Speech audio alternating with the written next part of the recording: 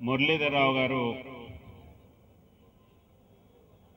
నేను 83 నుండి 89 ఎమ్మెల్యేగా ఉన్నప్పుడు విద్యార్థి పరిషత్తు యాక్టివిటీసు గొడవలు ఎప్పుడు జరిగినా ఎక్కడ జరిగినా ముందు వెళ్తుండేవాడిని. ఆ రకంగా స్టాబింగ్ జరిగినప్పుడు మొట్టమొదట వెళ్ళటం, అక్కడ నుండి హాస్పిటల్ తీసుకెళ్ళటం, ఆ రకంగా మురళితో ఎక్కువ పరిచయం.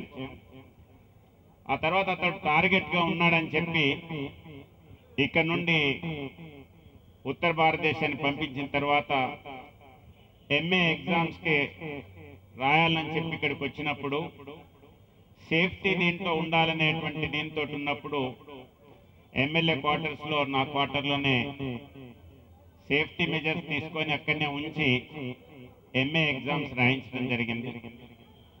ఆ తర్వాత ఇంతకుముందు శేషగిరిరావు గారు చెప్పినట్టుగా దేశం మొత్తంలో అనేక కార్యక్రమాలు చేస్తూ చివరికి మళ్ళీ భారతీయ జనతా పార్టీలో యాక్టివ్ రోల్ తీసుకొని ప్రధాన కార్యదర్శిగా ఈరోజు మన దగ్గరికి వచ్చారు.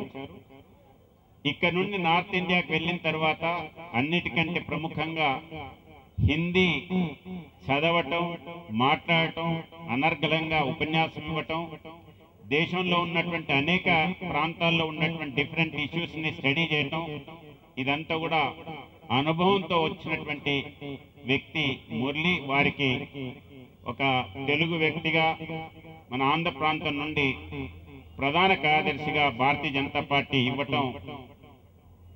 ఇచ్చినందుకు గర్విస్తూ వారిని అదే రకంగా రాబోయేటువంటి రోజులలో పార్టీని ముందుకు తీసుకెళ్లడానికి కృషి చేయాలని చెప్పి వారికి వచ్చినటువంటి యొక్క ఎర్లీ ఏజ్లో వచ్చినటువంటి యొక్క అవకాశాన్ని సద్వినియోగం చేసుకొని ఇంకా పైకి ఎదగాలని చెప్పి ఇంకా ఉన్నత స్థాయిలోకి ఎదగటం చూడాలని చెప్పి నేను కోరుకుంటూ భగవంతుడు వారికి అన్ని రకాలుగా శక్తిని సాహసాన్ని ఇవ్వాలని చెప్పి కోరుతూ వారిని మరొకసారి అభినందిస్తూ సెలవు తీసుకుంటాను.